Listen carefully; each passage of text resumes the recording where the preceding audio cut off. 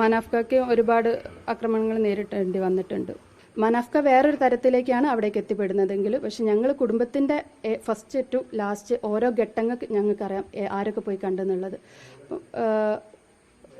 ജിതിൻ വേറെ രീതിയിലും മനാഫ്ക വേറെ രീതിയിലും. ഞങ്ങളെ ലക്ഷ്യം ഒന്നാണ്, പക്ഷെ ഞങ്ങൾ ഒരുമിച്ചല്ല ഈ ഒരു ഡ്രഡ്ജിങ് എന്ന് പറഞ്ഞൊരു സംവിധാനം ഇവിടെ എത്തിച്ചത് വരെ നമ്മൾ അത്രയും കുടുംബത്തിൻ്റെ ഭാഗത്തു നിന്നുള്ള എഫേർട്ട്, അത് ഡ്രഡ്ജറെ എത്തിച്ച ആളുകൾക്കറിയാം നമ്മൾ എടുത്ത എഫേർട്ട് എത്രയാണെന്നുള്ളത്. നമ്മൾ അത്രയും ഓരോ ആളുകളെ പോയി കണ്ട് നമ്മുടെ കൂടെ നിന്ന് ആ രാഘവേട്ടൻ, നമ്മുടെ സെയിൽ സാറ്, ഇങ്ങനത്തെ ആളുകളാണ് ഇത് നമ്മുടെ കൂടെ അവർ നിന്നതുകൊണ്ടാണ്.